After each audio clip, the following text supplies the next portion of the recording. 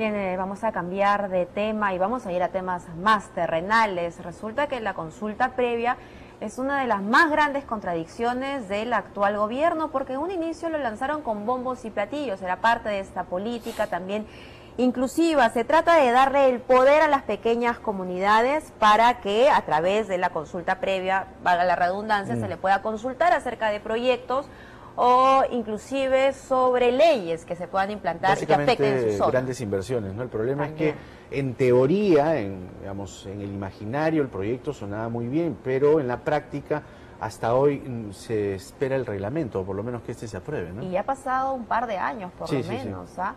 Justamente estamos aquí con Verónica Mendoza, congresista, porque ahora resulta que el Ministerio de Energía y Minas se quiere brincar este paso para hacer proyectos, ¿verdad? ¿Cómo estás, Verónica? Jaime Mabel, muy buenos días y muchas gracias por el espacio para hablar de ese tema tan importante y tan sensible, efectivamente. Habría que recordar que la ley de consulta previa se aprobó hace ya más de 2 años en este gobierno, como lo has dicho tú, Mabel, con bombos y platillos, en vago, además de manera muy simbólica, como un mensaje de parte del Estado de que se iba a superar toda esta conflictividad, todo este desencuentro entre Estado y pueblos indígenas. Y hasta el día de hoy, a pesar de que hay un desarrollo normativo importante, porque además de la ley hemos sacado un reglamento, hemos sacado resoluciones ministeriales, etcétera, etcétera, reglamentos para todos los sectores, no se termina de implementar, porque hay una enorme resistencia de parte del Estado, creo yo, por varios temas. Uno primero es la falta de conocimiento de la realidad de los pueblos indígenas. El Estado ha estado mucho tiempo divorciado, de espaldas a la realidad de estos pueblos, pero también por otro lado un temor respecto a que la consulta pudiera trabar, detener, alargar los procesos de inversión, el desarrollo, el crecimiento, cuando en absoluto se trata de eso. La consulta previa, como bien lo dice su nombre, es un proceso de diálogo, nada más que eso. Pero el diálogo no se podría entrampar un proyecto, que es lo que creo que el gobierno se ha dado cuenta. Ese es el temor, pero en realidad hasta ahora no ha habido consulta previa. Vamos a poner un ejemplo, el lote 1AB, un lote de petróleo que está en Loreto, que afecta a territorios de 3 cuencas, que está puesto sobre la mesa, sobre la agenda pública del gobierno desde hace año y medio más o menos, y respecto a la cual las federaciones indígenas han dicho, perfecto, nosotros no nos oponemos a la inversión, es más, hace 40 años que ya hay explotación petrolera en nuestro territorio, pero antes de que se vuelva a licitar, porque se está venciendo el contrato del lote, antes de que se vuelva a licitar, yo quiero que tú resuelvas el problema de la contaminación, porque hubieron derrames de petróleo que han afectado mis fuentes de agua, mi salud, quiero que me titules y quiero que me compenses por el uso de mi territorio. Cosas que están establecidas en la ley. O sea, los pueblos indígenas no se oponen a la explotación, no se oponen a la consulta, no están pidiendo nada del otro mundo. Y el Estado, lamentablemente, tiene incapacidad total para resolver estos problemas, que por ley tiene la obligación de resolver. ¿Cuál sería, digamos, el escenario ideal, cosa bastante utópica, pero vamos a tratar de hacerle entender al público, ¿no? Porque hay posiciones encontradas. ¿Cuál sería el escenario ideal para una consulta previa que, en efecto, reconozca las demandas de la población, pero que de otro lado no te paralice proyectos? ¿Hay un justo medio ahí o no? Por supuesto, y depende de la voluntad política del Estado, así de simple. Si es que hace año y medio, cuando se inició este proceso de consulta, el Estado se hubiera sentado a articular gobiernos regionales, sectores involucrados que puedan responder estas demandas de los pueblos indígenas, y hubiéramos avanzado con la titulación, hubiéramos avanzado con la remediación de los impactos ambientales. Es cierto que por lo menos hemos avanzado con el diagnóstico, y eso es algo positivo, porque las comunidades indígenas venían años atrás reclamando que había contaminación, que había derrames, y el Estado hacía caso omiso. Si se hubiera avanzado a lo largo de este año y medio, ya se hubiera iniciado el proceso de consulta, y a estas alturas podríamos probablemente en unos meses ya estar cerrando un proceso que hubiera permitido que, por un lado, los pueblos indígenas hubieran puesto sobre la mesa sus problemas, sus preocupaciones, y el Estado los hubiera atendido, y por otro lado, las empresas interesadas luego en la licitación del lote verían que hay un escenario de predictibilidad, de tranquilidad social, y tendrían mayor seguridad para invertir. O sea, la consulta previa favorece a todos si se hace en buenos términos, pero hay resistencia, desconocimiento, temor, falta de capacidad también intercultural, ¿no? Creo que ni siquiera se ponen de acuerdo en cuántas comunidades indígenas hay. O sea, ¿a quiénes tienen que reconocer como comunidad indígena? En efecto, el Estado tenía que haber publicado una base de datos de pueblos indígenas, ¿no? Que era como una lista referencial de todos los pueblos indígenas.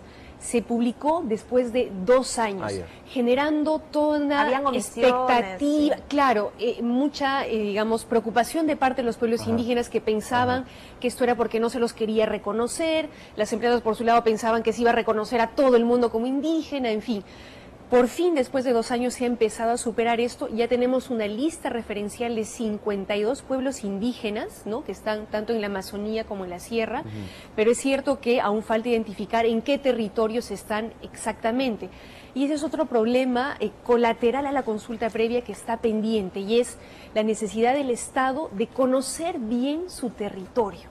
No hay ordenamiento territorial, no hay titulación de las comunidades. El Estado al día de hoy no es capaz de decir: aquí es territorio de comunidades, aquí voy a destinar estos territorios para explotación de hidrocarburos, para minería, en fin, de manera ordenada y planificada para que pueblos indígenas, comunidades, pero también inversionistas sepan en qué escenario están. Hay un problema también álgido y que va amarrado a esto, porque si, digamos, le ponemos foco o atención a la contaminación, la guerra que el gobierno encara contra la minería ilegal y la minería informal en Madre de Dios, en Cusco y en Puno, también necesita, digamos, el apoyo, en este caso, de el Congreso de la República y de los legisladores que están preocupados, digamos, por el ambiente, que es algo muy altruista. ¿Cómo se acompaña esta guerra a los mineros ilegales en Madre de Dios, en Cusco y en Puno? Sí, en la Comisión de Pueblos Indígenas, Ambiente y Ecología hemos constituido un grupo de trabajo de seguimiento a todo este proceso para identificar las trabas, por supuesto felicitar y empujar aquello que esté funcionando adecuadamente. Y justamente algo que hemos encontrado, que creo que ya se ha evidenciado, se ha puesto sobre la mesa, es que más allá del tema de las interdicciones, ¿no? La prohibición efectiva de la minería ahí donde se considera ilegal, hay un tema de fondo que no se está resolviendo y que si no se resuelve este problema va a seguir solamente aplazándose. Nuevamente, el ordenamiento territorial.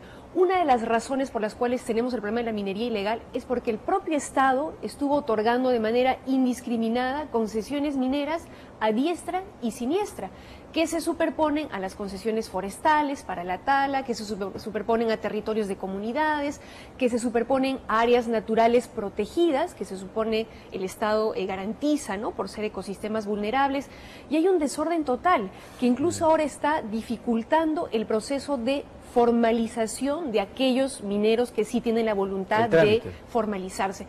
Los trámites están entrampados. Realmente hay un problema que es cierto, para algunos mineros ilegales puede ser un pretexto, pero para otros que realmente quieren formalizarse, realmente se está constituyendo en una traba, ¿no? No hay una entidad del Estado que les dé, digamos, una certificación de que el territorio en el cual están haciendo la minería realmente está saneado, digamos, por esta superposición, este desorden del Estado que ahora tiene que empezar a resolverse, ahora que se ha puesto sobre la mesa este problema también, ¿no? Después de 2 años de haber sido aprobada la ley de consulta previa, ¿cuánto de demagogia crees que hubo?